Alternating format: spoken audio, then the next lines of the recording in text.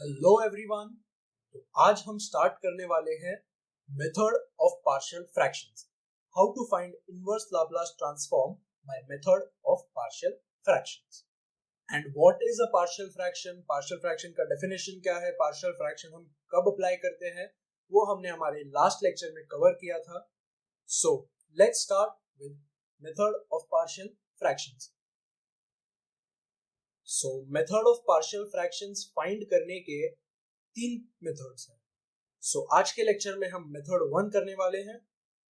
So method 1 is when g of x contains non-repeated linear factors only।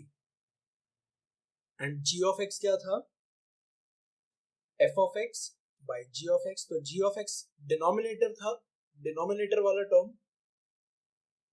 So when g of x contains non-repeated, non-repeated मतलब repeat नहीं होने वाला, and linear factors मतलब x की power 1, x की power 1, equation और expression in x की power 1 के टर्म्स में।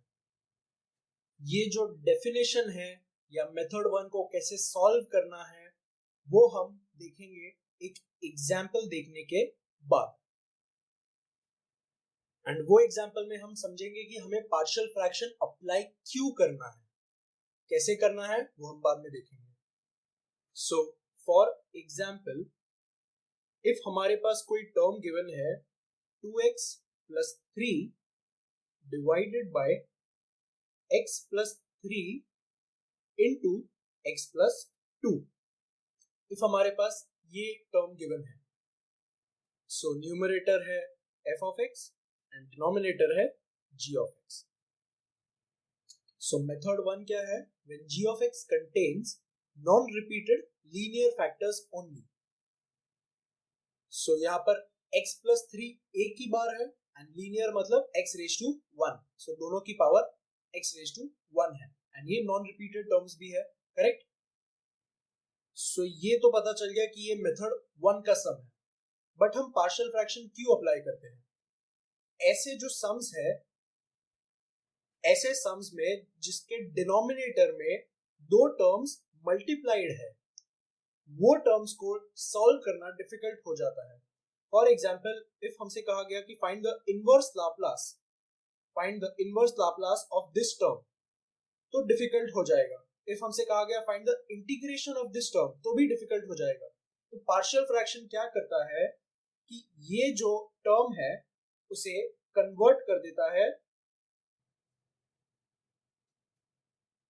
Something upon x plus 3, and यहां पर कोई साइन होगा, प्लस होगा माइनस होगा वो हमें पता नहीं, plus minus something upon x plus 2।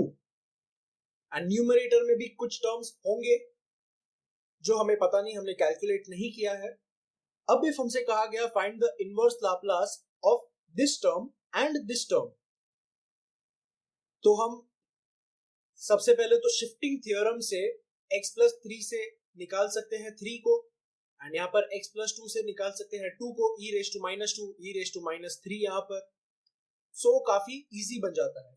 तो पार्शियल फ्रैक्शन क्या करता है, जो डिनोमिनेटर के फैक्टर्स है उनको अलग कर देता है। आई होप ये बात क्लियर है। सो बस मेथड 1 डिनोमिनेटर के फैक्टर्स को अलग कर देता है एंड वो बाद में इजी हो जाते हैं सॉल्व करने के लिए। अब हम देखते हैं एक एग्जाम्पल। सो एग्जाम्पल देखने के पहले हम मेथड देख लेते हैं।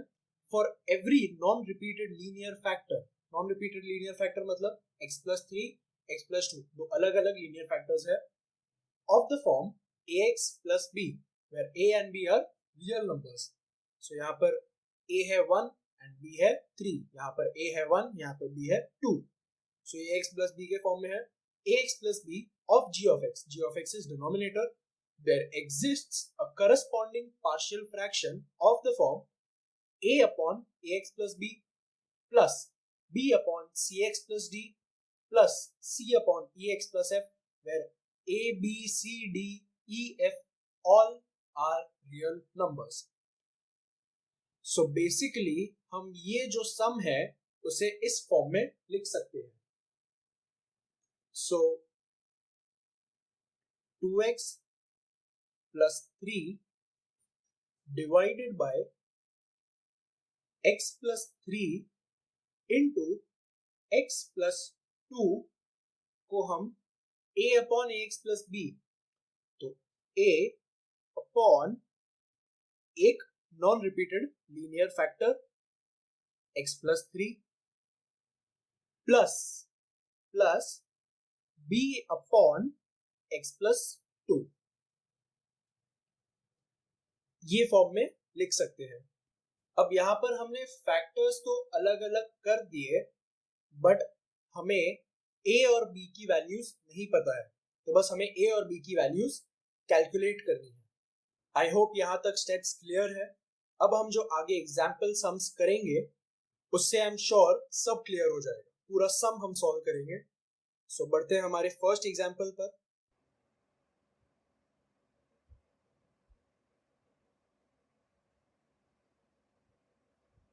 Find the inverse Laplace transform of 2s square minus 4 divided by s plus 1 into s minus 2 into s minus 3.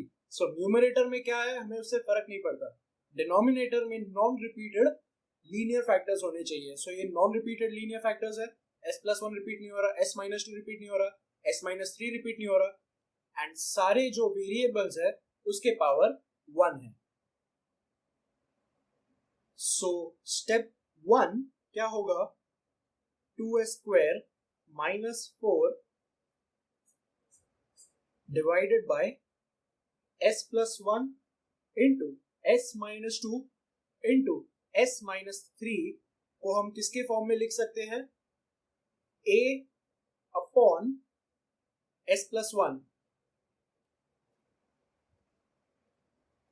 Plus का b upon s minus 2 plus c upon s minus 3।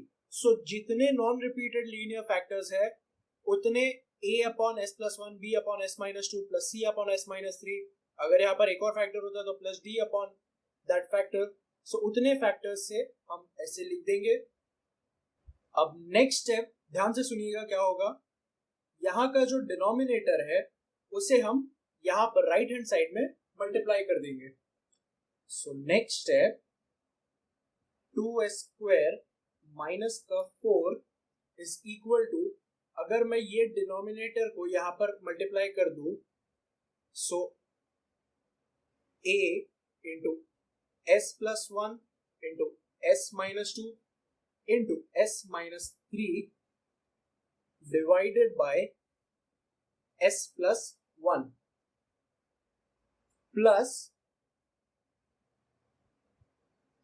b into s plus 1, ये पूरा bracket आ जाएगा, divided by s minus 2 same plus c into ये पूरा bracket, ये denominator का पूरा bracket divided by s minus 3। अब यहां पर जो है s प्लस 1 से s प्लस 1 कैंसिल, यहां पर जो ब्रैकेट में s माइनस 2 होगा, s माइनस 2 से s माइनस 2 कैंसिल, यहां पर जो ब्रैकेट में s माइनस 3 है, यहां पर s माइनस 3 से ब्रैकेट में s minus 3 cancel. So next step क्या होगा, LHS में तो already 2s square minus 4 is equal to a के साथ s plus 1 cancel, so s minus 2 s minus 3 बचे, s minus 2 into s minus 3 plus of b के साथ s minus 2 cancel, सो बचा क्या, s plus 1 into s minus 3 plus c के साथ s minus 3 cancel हुआ, तो बचा क्या, s plus 1 into s minus 2। अब ये इक्वेशन मिलने के बाद हमें सिर्फ a, b एंड c जो कांस्टेंट्स है उनकी वैल्यू निकालनी है, उसके बाद हम इनवर्स लाप्लास ट्रांसफॉर्म अप्लाई कर पाएंगे। क्योंकि हम इनवर्स लाप्लास ट्रांसफॉर्म s के टर्म्स में अप्लाई करते हैं, बट यहाँ पर a, b and c constants है, तो हम A B and C constants को निकालना है। सो ए बी एन सी निकालने के दो मेथड है। सो अब यहाँ पर हम s की वैल्यूज को सब्स्टिट्यूट करके ए बी एन सी की वैल्यूज निकालेंगे। कैसे? If put s equal to 2, if we put s is equal to 2, तो यहाँ पर लेफ्ट हैंड साइड में क्या होगा? 2 into S square, 2 square is 4 and 4 into 2 8 and 8 minus 4 4। So left hand side में 4 बचा। 4 इज इक्वल टू s की value 2, सो ये टर्म 0, तो a पूरा टर्म 0। c में अगर 2 पुट करेंगे सो 2 माइनस 2 0, सो c का भी पूरा टर्म 0। सो यहाँ पर बचेगा खाली b का टर्म एंड b में b इंटू s प्लस 1, मतलब 2 प्लस 1 3 एंड यहाँ पर 2 माइनस 3 तो माइनस 1, तो यहाँ पर क्या बचा? माइनस 3। तो ऐसे हमें b की वैल्यू क्या मिल गई? b is equal to minus का 4/3। आई होप ये स्टेप क्लियर है। हमने put s is equal to 2 apply क्यों किया? ताकि हमारा a term and c term 0 बन जाए, तो हमें इजीली b की वैल्यू मिल जाए। सिमिलरली इफ हम s को 3 डालेंगे, put s is equal to 3, तो यहां पर a का टर्म फिर से 0 बन जाएगा, क्योंकि यहाँ पर s माइनस 3 का फैक्टर है, यहाँ पर भी s माइनस 3 का फैक्टर है, सो ये टर्म भी 0 बन जाएगा। सो यहाँ पर इफ हम लेफ्ट हैंड साइड में 3 पुट करेंगे, so 3 square is 9, 9 into 2 18, 18 minus 4 14। So 14 is equal to 8 का टर्म 0, b का टर्म 0 एंड c में क्या बचेगा? 3 plus 1 4 and 3 minus 2 1, so 4 into 1, so which will be equal to 4c। तो हमें c का वैल्यू क्या मिला? 7/2। Similarly, if we put, अब हमें सिर्फ a का वैल्यू निकालना है, तो यहाँ पर फैक्टर है s प्लस 1 का, तो इफ हम s को माइनस 1 डाले तो so put s is equal to minus 1, put s is equal to minus 1। So यहाँ पर इफ हम माइनस 1 डाले, सो माइनस 1 का square 1, so 2 into 1 2 and 2 minus 4 minus 2। If b में s प्लस 1 है, s1 टर्म का s प्लस 1 का factor है, सो माइनस 1 प्लस 1 0, सो b का टर्म पूरा 0। s में भी s प्लस 1 का फैक्टर है, सो s का पूरा टर्म 0। इफ हम यहाँ पर माइनस 1 सब्स्टिट्यूट करें, सो बचेगा क्या? a into minus 1 minus 2, so minus 3 and minus 1 minus 3, so minus 4, so minus 4 into minus 3, so which will be equal to 12।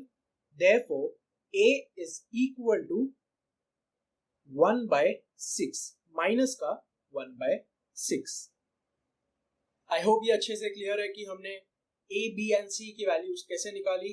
बस फैक्टर्स के हेल्प से हम सब्स्टिट्यूट करते गए एंड दो फैक्टर 0 होते गए। सो वैसे हमने ए बी एंड सी की वैल्यू निकाली। सो अब हमारा जो मेन मोटिव था ये फैक्टर्स को, डिनोमिनेटर्स के फैक्टर्स को अलग अलग करने का, वो हमारा मोटिव पूरा हो चुका है। सो हम ये जो मेन इक्वेशन है इसमें ए बी एंड सी की वैल्यू सब्स्टिट्यूट कर देंगे। सो substitute in main equation, therefore a upon s plus 1 plus b upon s minus 2 plus c upon s minus 3। a का वैल्यू क्या है? माइनस का 1/6 अपॉन, सो 1/6 1 अपॉन s plus 1 माइनस का 4/3 into 1 upon s minus 2 plus 7/2 into 1 upon s minus 3। सो जो A B and सी की values थी वो हमने मेन इक्वेशन में सब्स्टिट्यूट कर दी। Now according to question find the inverse Laplace transform of this, therefore find the inverse Laplace transform of this whole term, so which will be equal to find the inverse Laplace transform of this term। तो हमें inverse Laplace transform इसका find करना है and ये equation हमने यहाँ पर लिख दी। therefore अब हम inverse Laplace transform अप्लाई करेंगे। so find the inverse Laplace transform of this term। so सबसे पहले तो हम लीनियरिटी प्रॉपर्टी अप्लाई करेंगे। so माइनस का 1/6 एक कांस्टेंट है, so minus 1/6 into inverse Laplace of 1/s+1 minus 4/3 into inverse Laplace of 1/s-2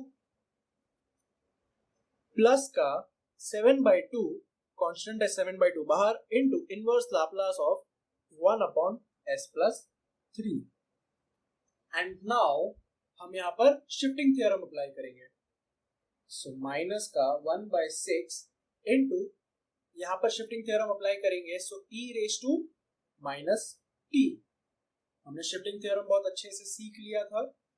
सो बचेगा क्या, into inverse Laplace of 1/s minus 4/3 shifting theorem apply करेंगे, सो e⁻² बाहर e⁻²t into inverse Laplace of 1/s plus 7/2 यहाँ पर shifting theorem apply करेंगे, सो e⁻³ बाहर यहाँ पर s-3 है, यहाँ पर s-3 है, सो यहाँ पर e⁻+3t बाहर into inverse Laplace of 1/s। हमने ऑलमोस्ट ये सम को सॉल्व कर लिया है, बस अब यहाँ पर फॉर्मूलाज अप्लाई करेंगे। सो inverse Laplace transform of 1/s is 1, therefore final step क्या होगा, माइनस का 1/6 इंटू e⁻t इंटू 1, ये कंप्लीट। अब ये टर्म माइनस का 4/3 into e⁻²t, inverse Laplace transform of 1/s is 1, again 1 into 1 plus का 7/2 into e⁻³ into again inverse Laplace transform of 1/s, so again 1। तो ये था हमारा final answer of the question. I hope ये video lecture सबको clear है। आज के लेक्चर में हमने एक एग्जाम्पल सम सॉल्व किया। नेक्स्ट लेक्चर में हम मेथड 1 के ऊपर और एग्जाम्पल सम्स सॉल्व करने वाले हैं एंड उसके आगे के आने वाले लेक्चर्स में मेथड 2 एंड मेथड 3 कवर करेंगे। सो आई होप ये लेक्चर क्लियर है। So thank you for watching this video, keep watching and keep solving.